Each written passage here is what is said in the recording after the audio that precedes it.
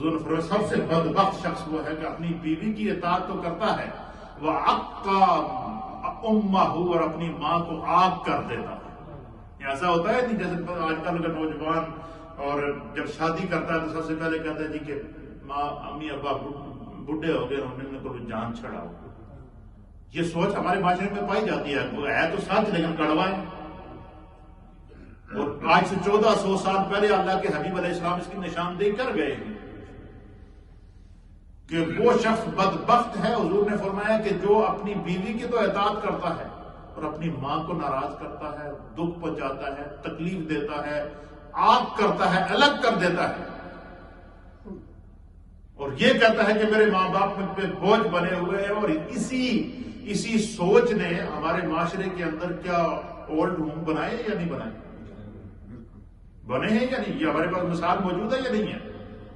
Old home بنے ہیں کہ جی جب بچے جب وہ ماں باپ جنہوں نے ان کو پیدا کیا، وہ ماں باپ جب وہ معذور تھے، کھا پی نہیں سکتے تھے، ان کے منہ میں لقمہ دیا، اور جیسے ہی شادی کی اور جناب بیوی نے کہا سب سے پہلے اپنی ماں کو الگ ہو، اپنی ماں کے ساتھ بات نہ کر، اپنی ماں کے ساتھ جو ہے وہ ماں کی خدمت نہ کر۔ اور جو عورت جو ہے وہ گھر کے ماحول کو اچھا رکھتی ہے وہی عورت پھر ماں کا درجہ پاتی ہے۔ اور یہ میں نے پچھلے تقریباً 2-3 جمعے پہلے بھی بیان کیا تھا ام المومنین حضرت سیدہ فاطمہ الزہرا کے موقع کے اوپر کہ جب ہم اپنی کسی بچی کو الوداع کرتے ہیں، شادی کرتے ہیں، تو اس کو کیا کرتے ہیں؟ پالکی میں ڈالتے ہیں۔ پالکی میں ڈال کے اس کو کندھوں پر اٹھا کر جا کر دوسرے گھر میں کیوں چھوڑتے ہیں؟ اس کی وجہ کیا ہوتی ہے؟ گویا یہ اعلان ہوتا ہے اب یہ پہلے بیٹی تھی، پہلے کیا تھی؟ بیٹی تھی، اب خدا نے اس کا گریڈ اپ کیا ہے۔ اب اللہ نے اس عورت کا گریڈ کیا کیا ہے؟ اپ کیا۔ اب یہ بیٹی سے ماں بننے جا رہی ہے، اب بیٹی سے ماں کا درجہ پانے جا رہی ہے، اس لیے اس کو کندھوں پر اٹھا کر جا کر شوہر کے گھر میں چھوڑ کر آتی ہے۔ تو عورت جب شادی کرتی ہے، بچی نوجوان بچیاں جب شادی کر کے ایک گھر سے دوسرے گھر میں جاتی ہیں تو خدا ان کے درجے میں اضافہ کرتا ہے، اللہ ان کا مقام بڑھا دیتا ہے۔ کیا؟ بیٹی سے ماں کے درجے میں داخل کرتا ہے، اور ماں کے درجے میں جب عورت داخل ہوتی ہے تو حضور نے فرمایا کہ الجنت تحت اقدام الامہات، کہ جنت کو خدا نے ماں کے قدموں کے نیچے رکھا ہے۔ اور حضور نے فرمایا کہ باپ جو ہے یہ جنت کا دروازہ ہے، اور ماں کے قدموں کے نیچے جنت ہے۔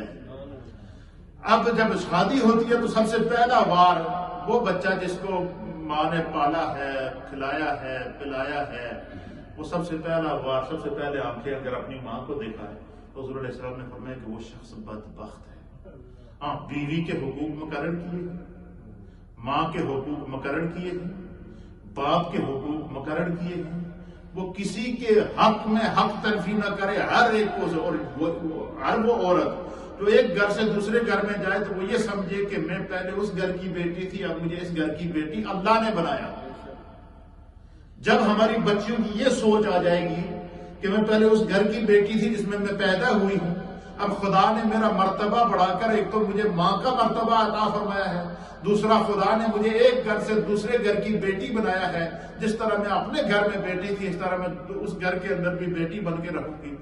زندگی میں اس گھر میں کبھی بے سکونی نہیں ہوتی۔ ہم نے تو نہیں دیکھی، آپ سارے بڑے بڑے بزرگ تجربہ کار لوگ موجود ہیں، اس لیے جو ہماری بچیاں شادی کر کے دوسرے گھر کے اندر جائیں تو وہ ایسا بیلنس رکھیں، ایسی محبت دے وہاں جا کر کہ جو ہے وہ اس گھر کے اندر جائے۔ تو نبی پاک صلی اللہ علیہ وسلم، یہ میں تشریح کے اندر آگے نکل گیا، حضور نے فرمایا کہ جو شخص بیوی کی اطاعت کرتا ہے اور ماں کو دکھ پہنچاتا ہے، ماں کو تکلیف پہنچاتا ہے، ماں کو عاق کر دیتا ہے، فرمایا وہ انتظار کرے، یا تو اس کو بیماری آئے گی، یا اس کو کوئی معذوری آئے گی، یا اس کو ایسی مصیبت میں ڈال دیا جائے گا، ایسی پریشانی میں ڈال دیا جائے گا کہ فرمایا کہ وہ پھر ایک مصیبت نکلے گی دوسری آ جائے گی۔ آپ مجھے بتائیں نا، یہ کورونا وائرس کیا کبھی نام سنا تھا آپ لوگوں نے؟ اچھا، یہ شوگر، بلڈ پریشر کبھی آپ لوگوں نے نام اس سے پہلے سنا تھا؟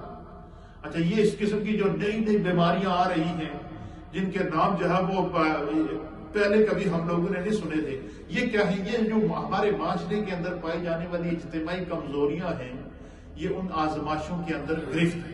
اس لیے یہ نبی پاک صلی اللہ علیہ وسلم نے اس حدیث کے اندر ہر چیز کی نشاندہی کر دی. تیسری چیز اور چوتھی چیز یہ بھی ہمارے معاشرے میں ہر گھر میں پائی جاتی ہے. حضور علیہ السلام نے فرمایا کہ سب سے بدبخت شخص وہ ہے ادنا صدیقہ و اقصی اباہ. دوستوں کا تو خیال رکھے, اپنے معذور اور بزرگ باپ کا خیال نہ رکھے.